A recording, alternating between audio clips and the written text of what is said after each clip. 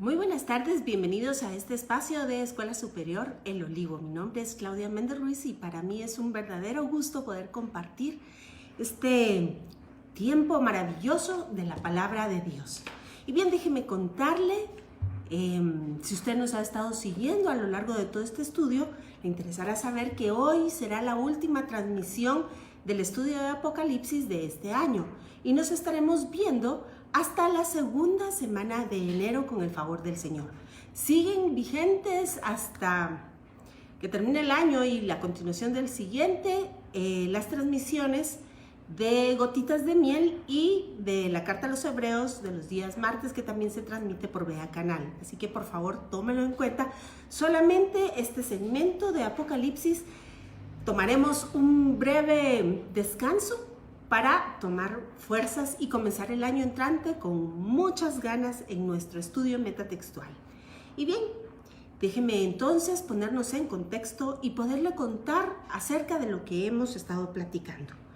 Hemos visto en este libro maravilloso que es la revelación del Señor Jesucristo y de las cosas que están por venir, pero que está fundamentado, como todos los libros de la Biblia, en la propia cuestión histórica del pueblo de Israel, a manera, claro, de sombra para las cosas y de los bienes futuros. Esto es evidente si revisamos todas las escrituras y la cuestión profética, que toma su sombra en el Antiguo Testamento y por supuesto tiene un cumplimiento en un mayor grado en el Nuevo Testamento a través de la figura de Jesucristo. Él es el sumo sacerdote, Él es la ofrenda, Él es la consumación del pacto, Él es el Rey que vendrá pronto. Y de esto precisamente hemos estado platicando. ¿Cuál es el hilo conductor a través de todo el libro de Apocalipsis? Pues claramente la palabra de Dios. Hemos visto que es el foco que mantiene esta pelea entre el reino de las tinieblas y por supuesto el reino vencedor, el reino de nuestro amado Señor Jesucristo. ¿Por qué es tan importante la palabra? ¿Por qué es tan importante que el enemigo se toma el tiempo para pelear a través de las generaciones? Y si usted me acompaña precisamente al libro de Éxodo, veremos que esta pelea está descrito acá, será de generación en generación. Véngase conmigo, por favor, al capítulo 17 y leamos entonces la guerra con Amalek. Y dice de la siguiente manera: entonces vino Amalek y peleó contra Israel en Refidim. Y dijo Moisés a Josué: escógenos varones y sal a pelear contra Amalek. Mañana. Ya hemos platicado que este término se utiliza con frecuencia en la cuestión escatológica, en las diversas historias bíblicas, y el caso claro es precisamente la historia del libro de Esther. Mañana. Esto señala un término de tiempo a futuro y claramente estamos hablando de una cuestión, como repito, escatológica. Así que esto está para cumplirse en el momento propio de la historia, también en un futuro más o menos o relativamente inmediato, pero en este futuro escatológico que usted y yo también estamos esperando. Y dice de la siguiente manera, verso 9: mañana yo estaré sobre la cumbre del collado y la vara de Dios en mi mano. E hizo Josué como le dijo Moisés, peleando contra Amalek, y Moisés y Aarón y Hur subieron a la cumbre del collado. Y sucedía que cuando alzaba Moisés su mano, Israel prevalecía, mas cuando él bajaba su mano, prevalecía Amalek. Y las manos de Moisés se cansaban, por lo que tomaron una piedra y la pusieron debajo de él y se sentó sobre ella. Y ponga mucha atención, por favor, acerca de todos los datos que vamos leyendo y todos los detalles que leemos en esta historia, porque usted verá cómo se conectan directamente con lo que vamos a leer en el Nuevo Testamento, específicamente en la carta de Pedro. Y dice así, y le repito: y las manos de Moisés se cansaban, por lo que tomaron una piedra y la pusieron debajo de él y se sentó sobre ella. Y Aarón y Hur sostenían sus manos, el uno al lado y el otro de otro. Así hubo en sus manos firmeza hasta que se puso el sol. Y vea usted que hemos platicado a lo largo de este estudio que es evidente cómo a través de los símbolos se repite la cuestión acerca de la enseñanza y de la profecía. Tanto así que sabemos que de acuerdo a Apocalipsis capítulo 12, verso 17, son precisamente estos dos pilares los que marcan o los que señalan el remanente de Israel. La enseñanza y el testimonio de Jesucristo, que es, dice la palabra, el mismo espíritu de la profecía. Así que de la misma manera que vimos en Zacarías, aquellos siervos, los dos testigos de los cuales hablamos en Apocalipsis también, que se referían precisamente a la enseñanza y a la profecía. De la misma manera, el simbolismo aquí es el mismo. La Torá o la enseñanza y la profecía. Porque, ¿sabe? Esta es la manera que incluso Jesucristo mismo nos enseñó en los evangelios cuando Satanás quiso probarle. ¿Recuerda usted cómo contestó Jesucristo? Escrito está. Así que, tal y como lo describe el Salmo 91, tal y como lo escribe toda la palabra, ella misma es espada de doble filo. Es esta el arma con la que Jesucristo dará justa retribución a todos sus enemigos. ¿Recuerda usted Apocalipsis 19 y la descripción de Jesucristo viniendo en un caballo blanco? Con los ojos como llamas de fuego y en la boca una espada aguda. Y será con el soplo de su boca que acabará con todo aquel que se ha levantado en contra de Dios y de todo lo que se llama Dios de acuerdo a la Escritura. Así que sigamos viendo y entendiendo el simbolismo. Y vea usted que dice que sostenían sus manos, el uno al lado de otro. Y así hubo en sus manos firmeza hasta que se puso el sol. Pero además dice que tomaron una piedra y la pusieron debajo de él y se sentó sobre ella. Y por supuesto usted ya se figurará. Esto es sin lugar a dudas una sombra, una prefiguración, una figura de nuestro Señor Jesucristo y lo veremos en la carta de Pedro. Así verso 13 dice, y Josué deshizo a Amalec y a su pueblo a filo de espada. Y Jehová dijo a Moisés, escribe esto para memoria en un libro y di a Josué que raeré del todo la memoria de Amalec de debajo del cielo. Y Moisés edificó un altar y llamó su nombre Jehová Nisi. Y dijo, por cuanto la mano de Amalec se levantó contra el trono de Jehová, ni más ni menos, contra el trono de Jehová, pero usted me podrá decir, pero si peleó contra Moisés y peleó contra el pueblo de Israel. Pues entonces vemos aquí precisamente un paralelismo sintético.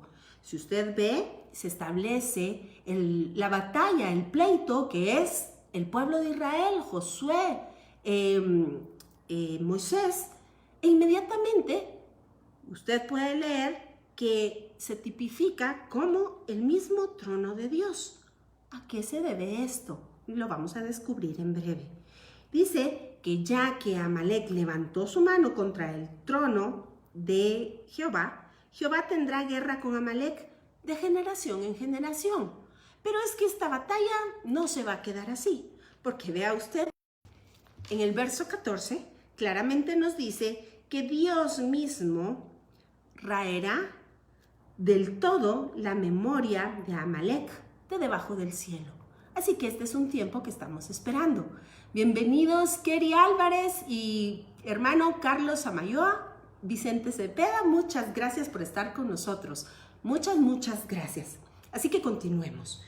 Y entendiendo que este espíritu de Amalec estará de generación en generación, podemos rastrearlo y podríamos rápidamente hablar que lo encontramos en las historias como Esther, como Daniel y por supuesto en el Nuevo Testamento, claro que se levantan muchos en contra de la palabra. Pero es que precisamente esta historia dio inicio en Génesis, cuando Adán y Eva se salieron de la cobertura de Dios y transgredieron la instrucción, esto es la Torá.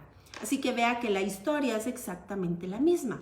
Pero para recopilar estos datos y ver que estamos hablando lo que la Biblia dice, véngase conmigo y corroboremos lo que le acabo de decir. Véngase por favor al capítulo 12 de Apocalipsis. verso 17, y encontramos quién es el remanente santo. Bienvenida, Olguita, un abrazo fuerte. Y dice, entonces el dragón se llenó de ira contra la mujer y se fue a hacer guerra contra el resto de la descendencia de ella. ¿Se da cuenta que la historia es la misma? Y dice, los que guardan los mandamientos de Dios y tienen el testimonio de Jesucristo. Esto es el espíritu de la profecía. Así que este es el pueblo llamado remanente. Este es el pueblo que Dios se ha guardado de generación en generación para sí. Un pueblo distinto, un pueblo santificado, un pueblo apartado. La segula, de la cual hemos hablado en Éxodo 19, que es un pueblo prototipo. Es importante entender esto. Cuando nosotros vamos al texto bíblico, encontramos la palabra goyim. Y recordará usted que incluso el día de hoy esta palabra se utiliza de manera peyorativa. ¿De dónde viene esta concepción o este concepto acerca de los goyim? Déjeme decirle que de manera muy sencilla podemos decir que el goyim es aquel pueblo o aquella persona que no tiene una identidad propia. Aquel pueblo que no tiene una lengua común, que no tiene un lugar geográfico ubicado, que no tiene una cultura propia. Así que vea usted el milagro grande que Dios hace. Contrario a esto, hay otra expresión y es Am. Am nos habla de un conglomerado de personas que, por el contrario, sí tienen entonces una identidad propia, sí tienen un lugar geográfico señalado, comparten una lengua y tienen datos culturales comunes. Así que cuando Dios se refiere a nosotros, fíjese que, si quiere, véngase conmigo y lo vamos a ver en el texto de Éxodo 19, porque es importantísimo entender a qué se refiere y por qué es tan importante la palabra. Y vea, vamos a leer este verso que yo sé que ya usted se lo sabe de memoria juntamente conmigo, pero es importantísimo entenderlo. Y dice, ahora pues, si diereis oído a mi voz y guardareis mi pacto, vea que aquí la condición es dar oído, es decir, escuchar, y esto conlleva escuchar, entender y actuar. El Talmud explica que los ojos ven, el corazón desea y la mano actúa. Así que esto representa escuchar en los términos de la teología hebrea. Y repito, entonces, o ahora pues, si dieres oído a mi voz y guardareis mi pacto, vosotros seréis mi especial tesoro. Y aquí no dice especial tesoro, aquí dice vosotros me seréis segulá. Y esto quiere decir un pueblo distinto, un pueblo apartado, un pueblo diferente, un pueblo prototipo para lo que yo voy a hacer de manera futura. Esto es claramente una cuestión escatológica. Y dice, sobre todos los pueblos, porque mía es toda la tierra, dice el Señor, y vosotros me seréis un reino de sacerdotes y de gente santa. Y el término aquí, contra todas las apuestas, es precisamente goyim, pero dice gente santa. Así que véngase conmigo, por favor, al texto de Efesios y vamos a descubrir qué dice Pablo, como nos explica qué es un goyim. Y luego regresaremos a este mismo texto de Apocalipsis. Véngase conmigo, por favor, al capítulo 2 y vamos a leer a partir del verso 11. Por tanto, acordaos que en otro tiempo vosotros, los gentiles, los goyim, en cuanto a la carne, erais llamados incircuncisión por la llamada circuncisión, hecha con mano en la carne. En aquel tiempo estabais sin Cristo. Oiga bien, oiga las diferencias. En aquel tiempo estabas sin Cristo, alejados de la ciudadanía de Israel, no teníamos un lugar geográfico y ajenos a los pactos de la promesa. ¿Se recuerda qué dice? Precisamente Éxodo 19, y guardaréis si diereis oído a mi voz y guardaréis mi pacto. Así que este pueblo no tiene lugar geográfico ni tampoco tiene un pacto. Y dice, y ajenos a los pactos de la promesa, sin esperanza y sin Dios en el mundo. Pero ahora en Cristo Jesús, vosotros, que en otro tiempo estabais lejos, habéis sido hechos cercanos por la sangre de Cristo, porque Él es nuestra paz, que de ambos pueblos hizo uno, derribando la pared intermedia de separación, aboliendo en su carne las enemistades, la ley de los mandamientos expresados en ordenanzas, para crear en sí mismo de los dos un solo nuevo hombre, haciendo la paz. Y déjeme rápidamente aclararle que cuando habla aquí de los mandamientos y de la ley de los mandamientos que nos separaban, no se refiere a la Torá, se refiere a ordenanzas propias de hombres que no permitían que los goyim entráramos al templo de Jerusalén. Por eso habla de una pared intermedia, y usted puede buscar en Google, en el buscador, y ver ahí, hay mapas de cómo era el templo de Jerusalén y cuál es el área que se permitía solamente para la entrada de los goyim. Así que esto debe de quedar muy claro, porque a causa de las interpretaciones vagas o de las traducciones un poco generales, hemos llegado a oír unas doctrinas verdaderamente terribles. Un abrazo fuerte, Sandrita Cordón, y no entiendo, mil disculpas, Idalia Castellum y Wael, pero no puedo leer, así que un abrazo fuerte. Y dice de la siguiente manera: porque Él es nuestra paz, de ambos pueblos hizo uno, derribando esta pared que le explico, que se refiere propiamente a una cuestión arquitectónica que se había levantado para que no se pudieran pasar los goyim al lado de los judíos. Habla, pero continuamos entonces, y dice en el verso 16, y mediante la cruz reconciliar con Dios a ambos en un solo cuerpo, matando en ella las enemistades.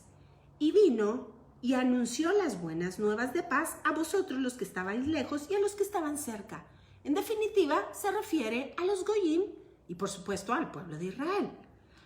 Ambos pueblos, ambos necesitamos esa redención que solo puede ser, tal y como lo dice aquí, mediante la cruz, esa reconciliación y el pago de nuestro pecado, el pago de nuestra vida a través de la sangre de Cristo.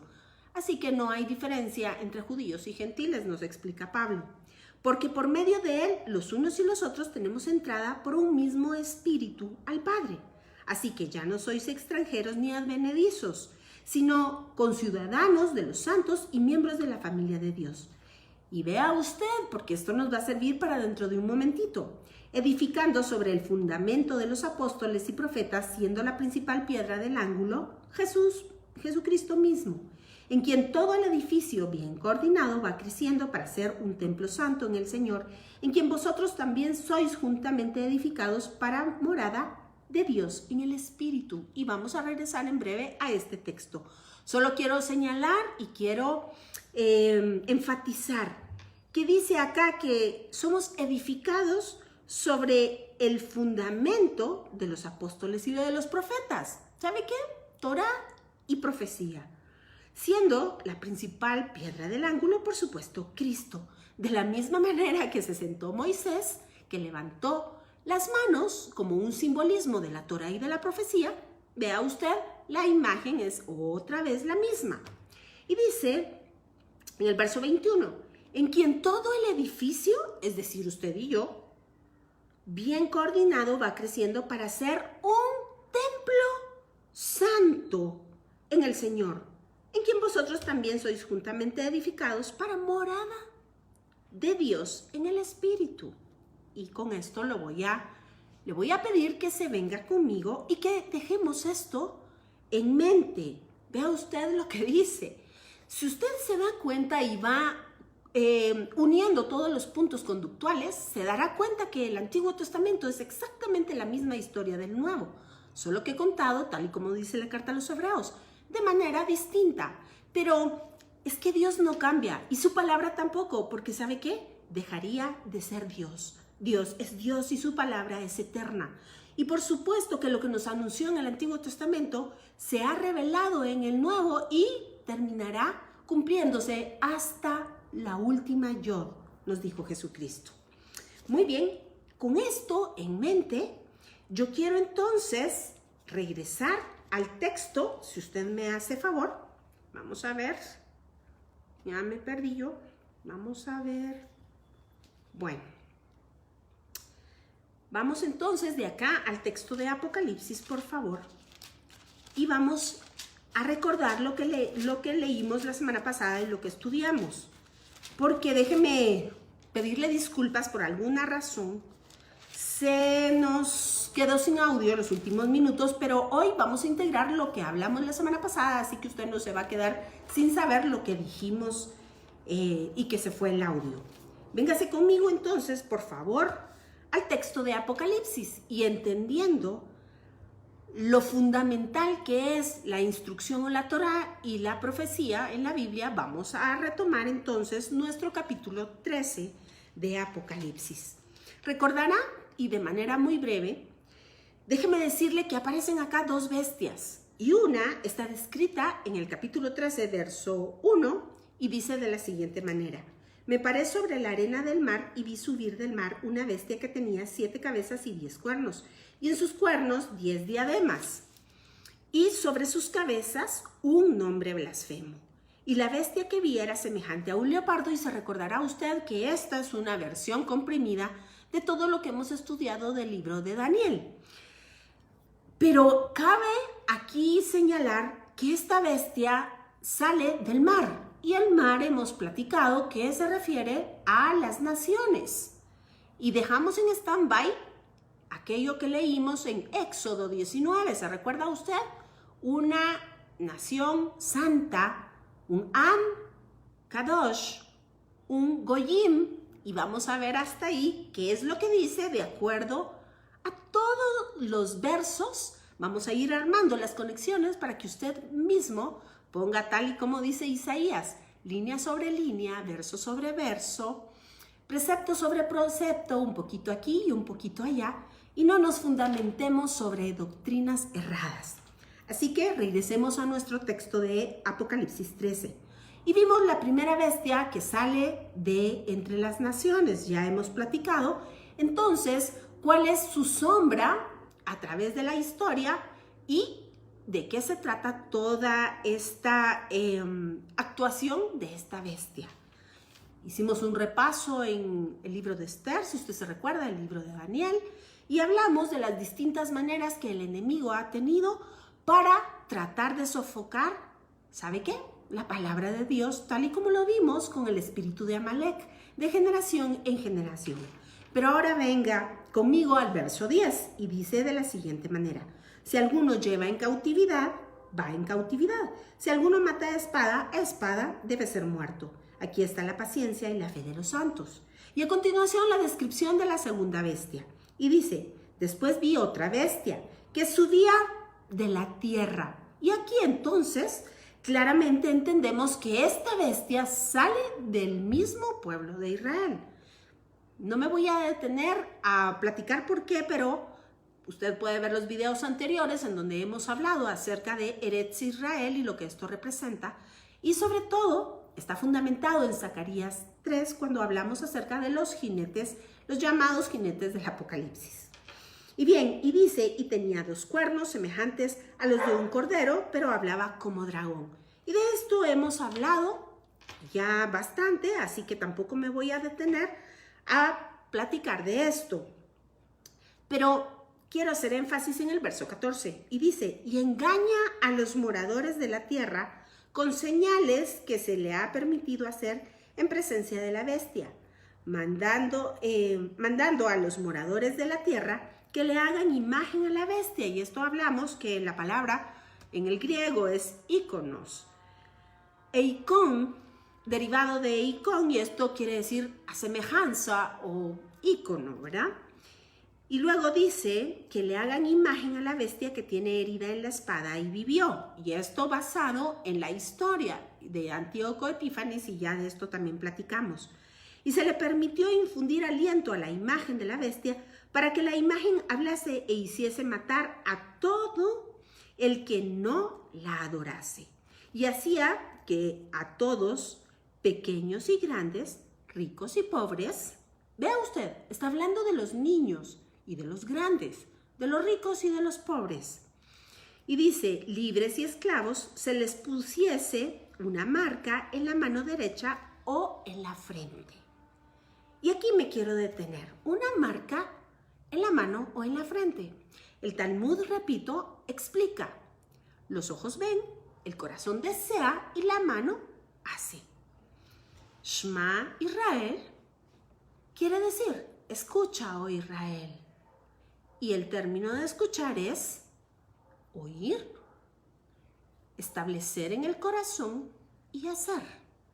Véngase conmigo al texto de Deuteronomio, capítulo 6, verso 4. Y se lo voy a leer nuevamente. En hebreo, Shema Israel, Adonai Elohenu, Adonai Echad. Esta es la oración fundamental del pueblo de Israel. Y usted verá por qué. Escucha, oh Israel, el Señor nuestro Dios, el Señor uno es. Si usted se da cuenta, este es el primer mandamiento. Un solo Dios. Uno, no más. Y luego vea lo que continúa. Y amarás a Jehová, tu Dios, de todo tu corazón y de toda tu alma y con todas tus fuerzas. Y estas palabras que yo te mando hoy estarán sobre tu corazón y las repetirás a tus hijos y hablarás de ellas estando en tu casa y andando por el camino y al acostarte y cuando te levantes, es decir, siempre, en todo momento.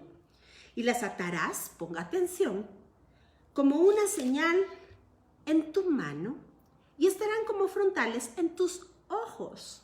¿Se da cuenta? Los ojos ven, el corazón desea y la mano actúa. Y las escribirás en los postes de tu casa y en tus puertas. Esto es lo que marca como diferencia al Am Israel, al pueblo de Israel. Así que véngase conmigo nuevamente y vamos a entender lo que nos dice Éxodo 19, con todo esto que hemos ido leyendo. Y dice de la siguiente manera, y permítame saludar, licenciado Jorge Argueta, un saludo para usted hasta Shela, me parece, y mi querida Silvita Ibarra, un abrazo fuerte para ti, mil disculpas si hay alguien que se me haya pasado. Y regresemos otra vez a nuestra lectura. Capítulo 19, verso 5. Ahora pues, si diereis oído, Shema, a mi voz, y guardareis mi pacto, vosotros me seréis segulá, un pueblo distinguido, un pueblo distinto, un pueblo prototipo para aquel o la sombra de aquel que yo entraré a la tierra prometida. Pero no me refiero a la tierra prometida de este mundo, no. El Señor se está refiriendo a la Nueva Jerusalén. Así que continuemos viendo esto con los ojos proféticos. Y dice, verso 6, y vosotros me seréis un reino de sacerdotes. Y va usted a ver en breve lo que hacen los sacerdotes. Y gente santa, ya entonces ya no son simplemente un goyim, un conglomerado de personas, tal y como vimos en Efesios, que no tenían una identificación con Dios, no tenían pacto, no tenían ciudadanía, no tenían cultura, no tenían identificación, ni esperanza, ni promesas. Sino que ahora me seréis un goy kadosh. Vea usted, un goy, un pueblo apartado, porque en el español lastimosamente no tenemos toda esta riqueza lingüística. Así que luego dice, estas son las palabras que dirás a los hijos de Israel.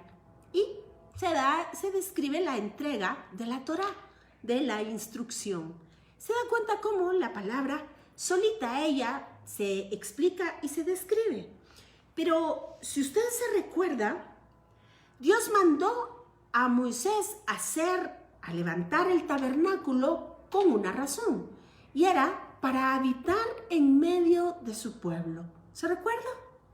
Pues bien, primeramente, después por supuesto de la caída del Edén, el Señor, con el deseo de vivir o rodeado con su pueblo, mandó a Moisés a erigir un tabernáculo, porque la misma Shejina o la gloria de Dios descendía en ese lugar. Y ahí, precisamente sobre el propiciatorio, era el mismo trono de Dios sobre esta tierra.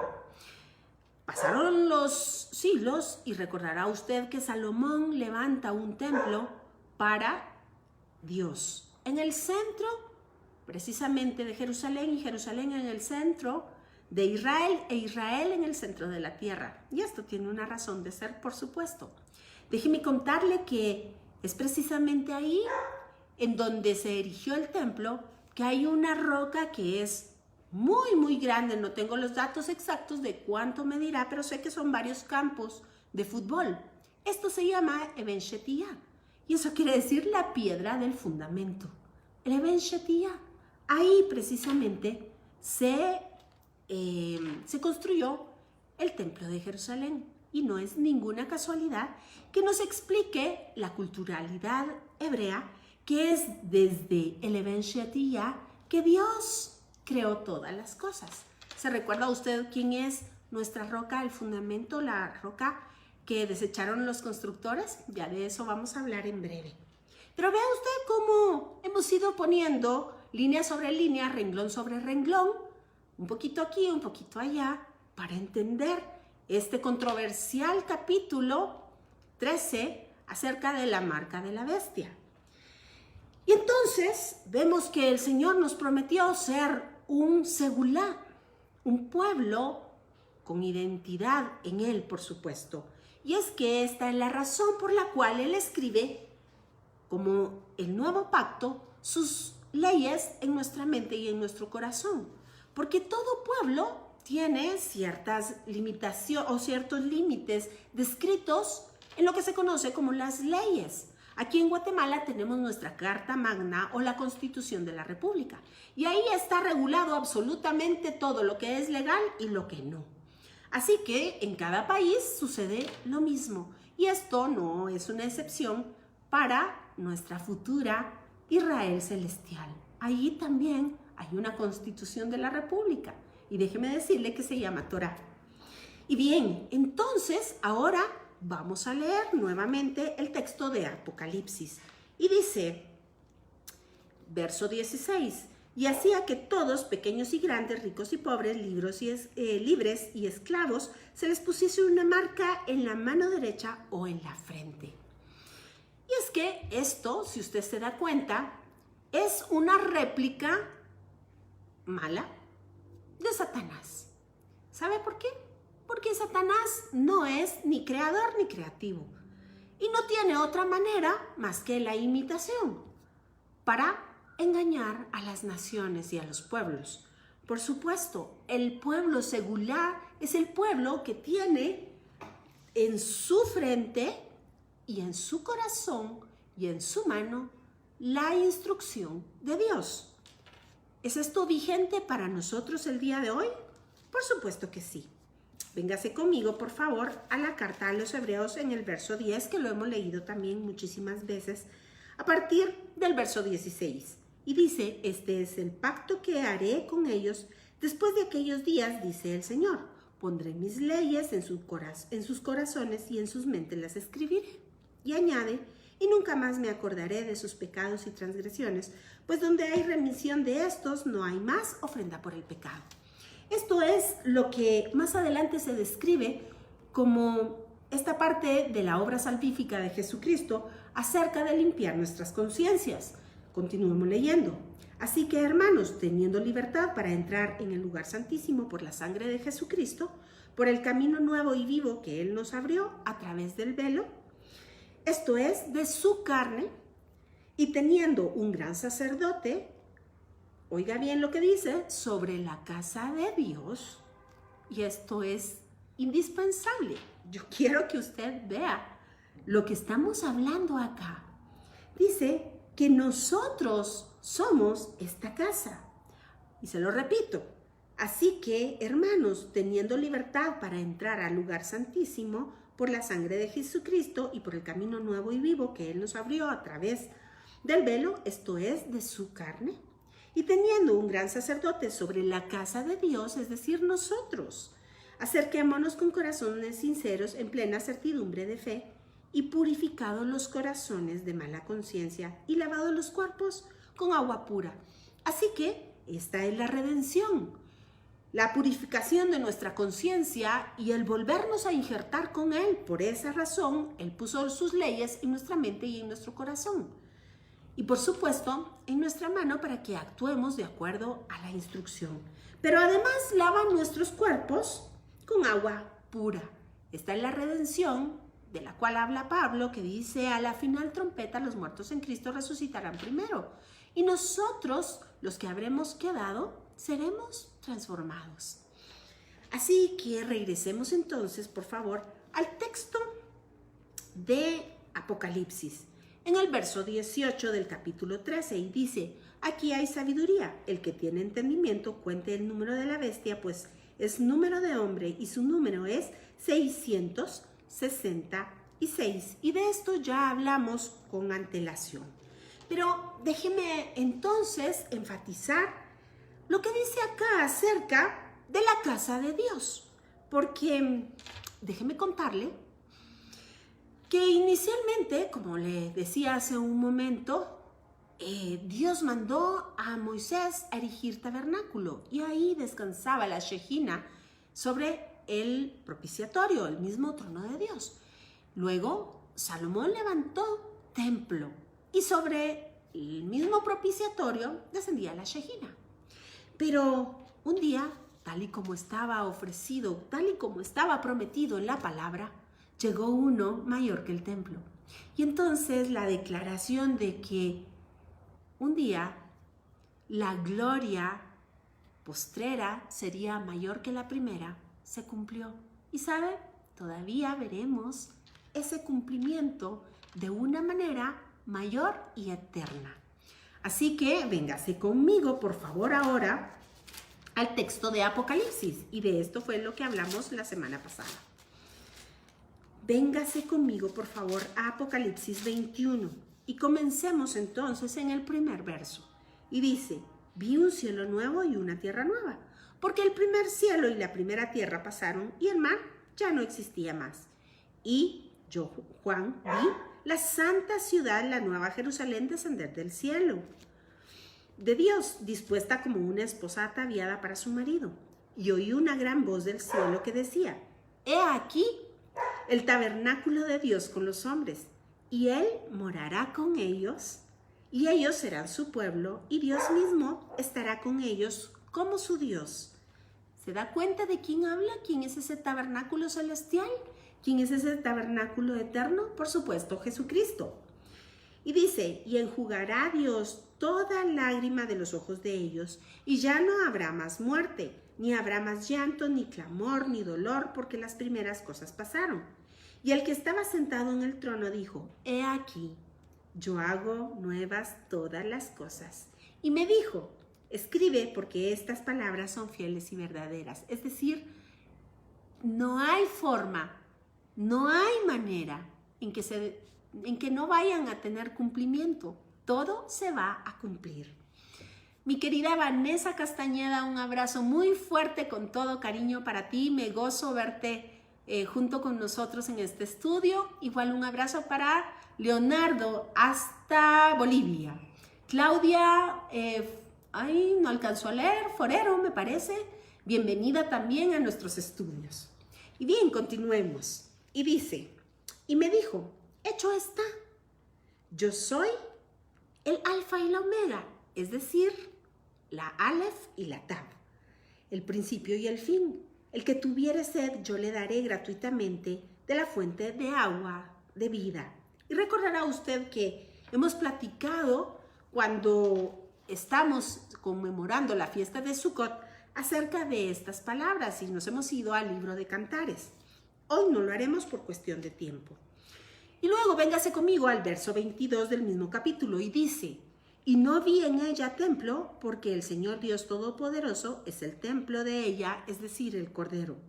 La ciudad no tiene necesidad de sol ni de luna, que brillen en ella, porque la gloria de Dios la ilumina.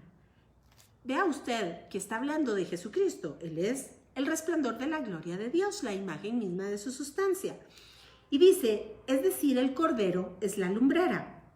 Y las naciones que hubieran sido salvas, ¿se recuerda usted allá en Éxodo 19, Goy Kadosh? Pues de eso está hablando aquí.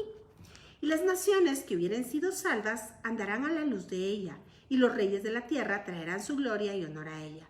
Sus puertas nunca serán cerradas de día, pues allí no habrá noche, y llevarán la gloria y la honra de las naciones a ella.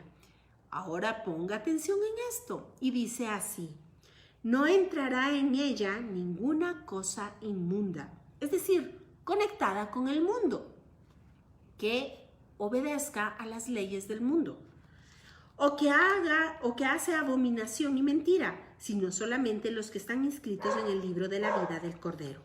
Después me mostró un río limpio de agua de vida, resplandeciente como cristal, que salía del trono de Dios y del Cordero. En medio de la calle de la ciudad, y a uno y otro lado del río, estaba el árbol de la vida, que produce 12 frutos, dando cada mes su fruto, y las hojas del árbol eran para sanidad de las naciones. Regresamos a Génesis. Y no habrá más maldición, y el trono de Dios, es decir, del Cordero, estará en ella, y sus siervos le servirán. Y verán su rostro, y su nombre estará en sus frentes. No habrá allí más noche, y no tienen necesidad de luz de lámpara, ni de luz de sol, porque Dios, el Señor, los iluminará, y reinarán por los siglos de los siglos. Vea usted qué promesa de salvación más hermosa. Entonces entendemos por qué la palabra del Señor estará en nuestra frente, tal y como lo dice la Biblia. Los judíos entendieron esto de manera literal, y seguramente usted ha visto las filatelias, que tienen unas cajitas en donde va la palabra de Dios, que las amarran como totafod entre los ojos y en la mano. Pero nosotros entendemos que esto es la prueba irrefutable de que somos este Goy Kadosh, este pueblo aparte, esta segulá, este pueblo prototipo de Dios. Pero ¿qué pasa con nosotros ahora? ¿Qué pasa con la promesa del Espíritu Santo? Véngase entonces conmigo, por favor, a la primera carta de Pedro, y vamos a comenzar leyendo entonces en el capítulo 2, verso 4. Y dice: acercándoos a él, piedra viva. ¿Se acuerdan la imagen de Moisés peleando contra Amalek? Sentado, fundamentado en la piedra. Y dice: desechada ciertamente por los hombres, vosotros también, como piedras vivas, sed edificados como casa espiritual y sacerdocio santo. Es exactamente lo mismo que hemos venido leyendo desde Éxodo. Somos esa casa espiritual y somos ese sacerdocio, esa nación aparte, para ofrecer sacrificios espirituales aceptables a Dios por medio de Jesucristo. ¿Cuáles son estos sacrificios espirituales? Hoy día, déjeme contarle que ya no hay templo en Jerusalén. Así que ni siquiera los judíos pueden hacer sacrificios a la manera del sistema sacrificial levítico. ¿A qué se refiere esto? Pues déjeme contarle que la Biblia dice que nosotros podemos ofrecer fruto de labio que confiese su nombre, que este es un sacrificio agradable a Dios. Y además dice que presentemos nuestros cuerpos en santidad, y esto es el equivalente a una ofrenda de olor grato delante del Señor. En otras palabras, nos está diciendo que vivamos en santidad delante del Señor. ¿Cómo es esto posible?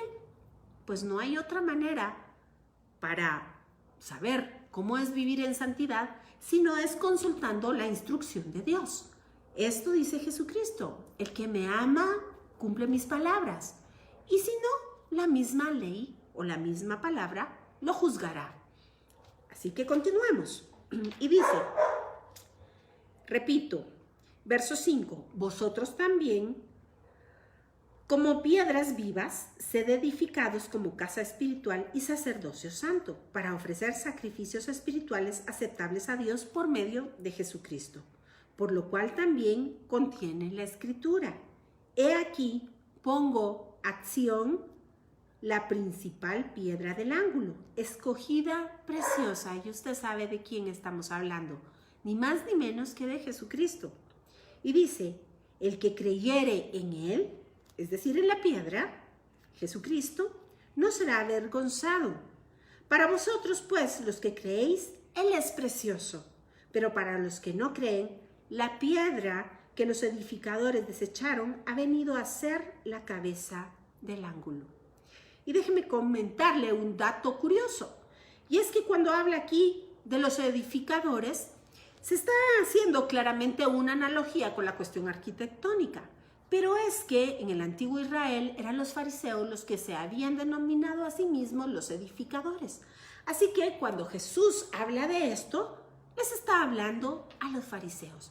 Y entre paréntesis, déjeme contarle que la apreciación que tenemos los cristianos acerca de los fariseos quizá no es de todo correcta. Cuando en el antiguo Israel había un rabí que discutía con otros, déjeme contarle que lo hacía con el grupo con el cual tenía más empatía. Así los saduceos lo hacían con los saduceos y los fariseos con los fariseos.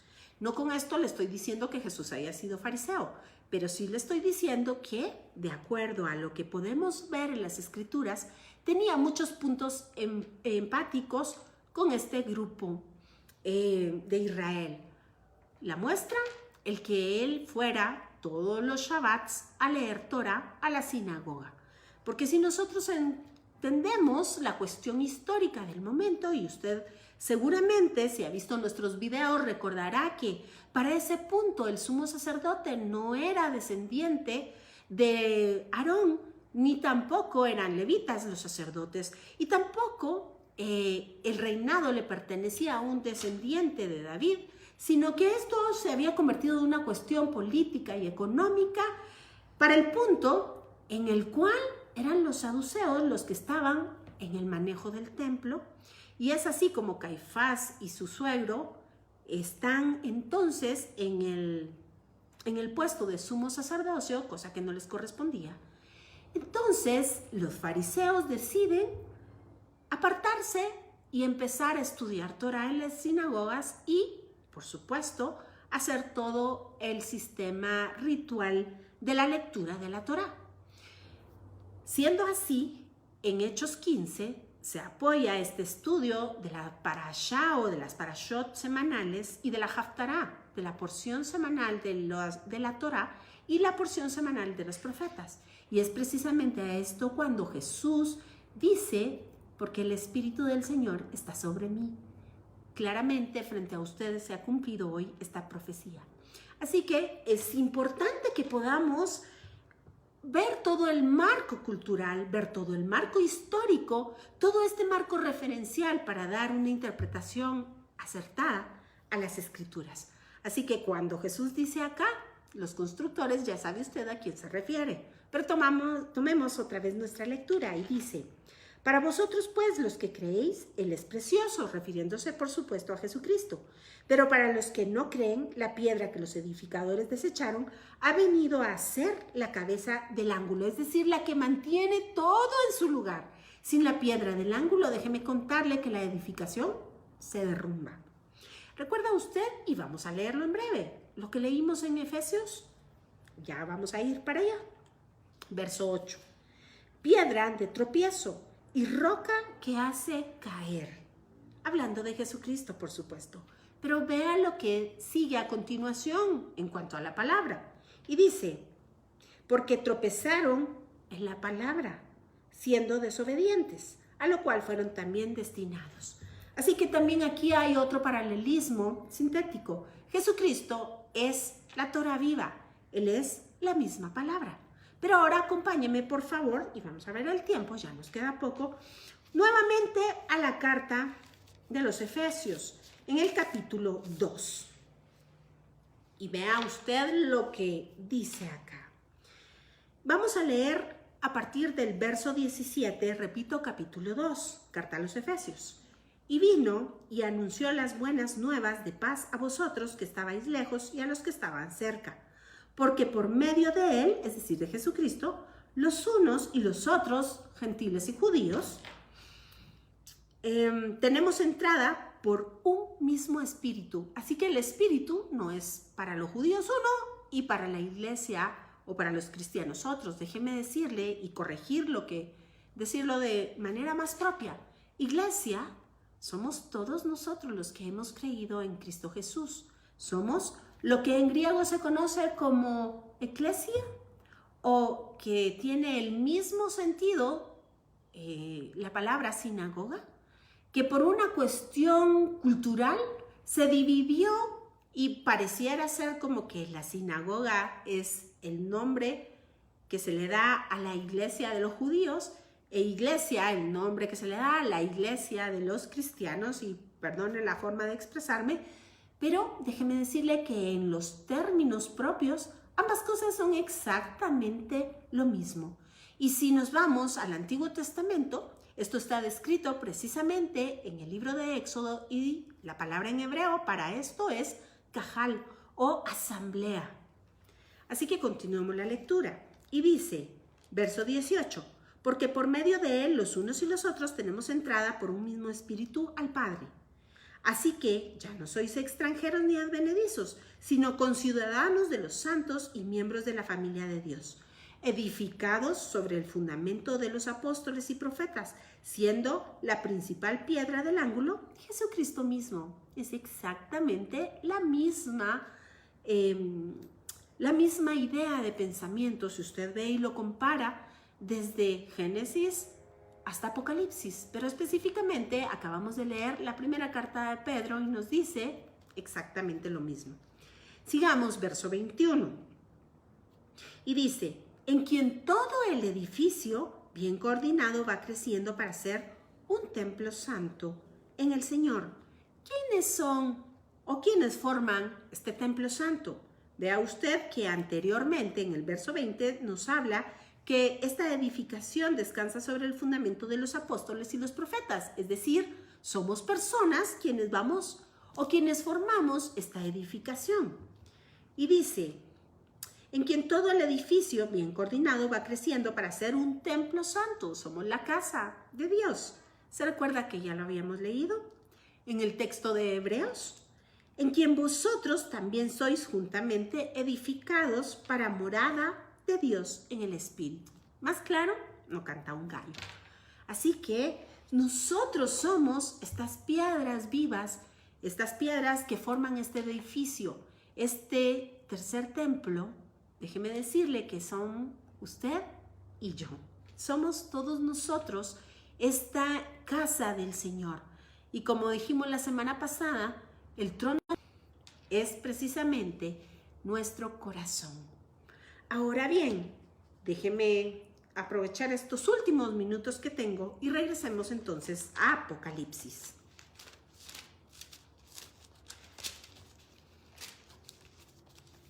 Y vamos a leer nuevamente los últimos versos del capítulo 13. Y dice así, verso 17, y que ninguno pudiese comprar ni vender, sino el que tuviese la marca o el nombre de la bestia o el número de su nombre. ¿Se referirá esto a una cuestión propiamente económica? Déjame contarle que arriba habla de los pequeños y de los grandes, así que los pequeños creo que no pasan a formar parte de una cuestión económica. Así que esto debe de tener, por supuesto, un significado mucho más importante. Recuerde usted que hemos estado hablando que la marca de la segulá o del pueblo prototipo del Am Israel es la ley de Dios en su frente o su mente, su corazón y su mano. El pueblo que no es de Dios tiene entonces esta marca. Y ya hemos hablado acerca del significado del número 6 y todo lo que la gematria alrededor nos dice. Por supuesto, déjeme decirle que esto no hace acepción. Cuando allá en Éxodo se nos decía, Éxodo 17, que el pleito con Amalek sería de generación en generación. Así que esto es también parte de ese mismo pleito. Pero véngase conmigo, por favor, ahora al texto de Isaías, porque no lo quiero dejar a usted este año con alguna idea o algún cabo suelto. Véngase conmigo, por favor, a Isaías 55. Y dice, ponga atención, si usted nos está siguiendo en la carta a los Hebreos, creo que este texto quedará como anillo al dedo con lo que venimos estudiando. De hecho, lo vamos a tratar la próxima semana. Y dice, verso primero, capítulo 55 del libro de Isaías. A todos los sedientos, venid a las aguas, y a los que no tienen dinero, venid y comprad y comed. ¿Se recuerda usted por qué leímos el texto de Apocalipsis y por qué le señalé yo que precisamente Jesús mismo en la fiesta de Sukkot dice que Él es esa fuente que emana aguas para la vida eterna? ¿Se da cuenta a qué se refiere el comprar? Déjeme decirle que no se trata del supermercado y no se trata de cualquier otra cosa material. Esto es una cuestión espiritual que por supuesto tiene una implicación para la eternidad. Y se lo repito. Y dice, a todos los sedientos, venid a las aguas. Y los que no tienen dinero, venid y comprad y comed. Venid, comprad sin dinero y sin precio, vino y leche. Y déjeme decirle, vamos a ver si me da tiempo, si usted me regala 2 minutitos más, vamos a ver de qué se trata el vino y la leche. Véngase primero, por favor, al texto de Efesios. Muy rápidamente vamos para allá. Y vamos a empezar a leer acerca en el verso 6, capítulo 5, verso 6, y dice, nadie os engañe con palabras vanas. Ponga atención que el punto acá son las palabras vanas. Y dice, nadie os engañe con palabras vanas, porque por estas cosas viene la ira de Dios sobre los hijos de desobediencia. No seáis pues partícipes con ellos, porque en otro tiempo erais tinieblas, mas ahora sois luz en el Señor. Andad como hijos de luz. Y si se da cuenta, está hablando de la desobediencia. ¿Qué dijimos que se hacía con la mano? Todas las obras. Porque el fruto del Espíritu es en toda bondad, justicia y verdad, comprobando lo que es agradable al Señor. ¿Cómo? Si no es a través de la instrucción. Y no participéis en las obras infructuosas de las tinieblas, sino más bien reprendedlas. Porque vergonzoso es aún hablar de lo que ellos hacen en secreto. Mas todas las cosas, cuando son puestas en evidencia por la luz, son hechas manifiestas, porque la luz es lo que manifiesta todo, es decir, la palabra. La palabra es lumbrera a nuestros pies y luz a nuestro camino. ¿Se da cuenta? Y dice así, bueno, y entre paréntesis, esta es la razón por la cual el enemigo quiere quitar la Torah, quiere quitar la instrucción, para que seamos desobedientes, hijos de ira. Regresemos. Verso 14, por lo cual dice, despiértate tú que duermes, y levántate de los muertos, y te alumbrará Cristo. Mirad pues con diligencia cómo andéis, no como necios, sino como sabios, y aprovechando bien el tiempo, porque los días son malos. Por tanto, no seáis insensatos, sino entendidos de cuál sea la voluntad de Dios. Y vea este verso. Este verso no tiene nada que ver con lo que estamos leyendo. No os embriaguéis con vino, en lo cual hay disolución. Antes bien, sed llenos del Espíritu. ¿Qué relación tiene esto con todo lo que estamos leyendo? Véngase conmigo al 19 y dice, aquí encuentra usted la respuesta. Hablando entre vosotros con salmos y con himnos y cánticos espirituales, cantando y alabando al Señor en vuestros corazones. ¿Se da cuenta? Esto es un paralelismo antitético. Arriba nos habla de la embriaguez con vino. Esto es en la palabra una figura que habla acerca de la doctrina. La doctrina puede ser buena o la doctrina puede ser errada. Así dice acá, no os embriaguéis con vino, en lo cual hay disolución. Antes bien, sed llenos del Espíritu. Inmediatamente después nos explica cómo es que somos llenos o cuál es la evidencia de que somos llenos del Espíritu. Hablando entre vosotros con salmos, los escritos, y con himnos, los escritos, y cánticos espirituales. Esto es a lo que se refiere la palabra cuando nos habla un cántico nuevo. ¿Se recuerda usted? Que ni más ni menos es el Evangelio o las obras de nuestro Dios. Cantando y alabando al Señor en vuestros corazones, dando siempre gracias por todo al Dios Padre, en el nombre de nuestro Señor Jesucristo. Así que a manera muy rápida y a grosso modo, entendemos que el vino es figura de la doctrina. Pero ahora, ¿qué podemos decir de la leche?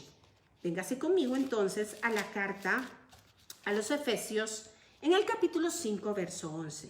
Y dice, acerca de esto tenemos mucho que decir y difícil de explicar, por cuanto os habéis hecho tardos para oír, porque debiendo ser ya maestros después de tanto tiempo tenéis necesidad de que os vuelva a enseñar cuáles son los primeros rudimentos de las palabras de Dios, y habéis llegado a ser tales que tenéis necesidad de leche y no de alimento sólido.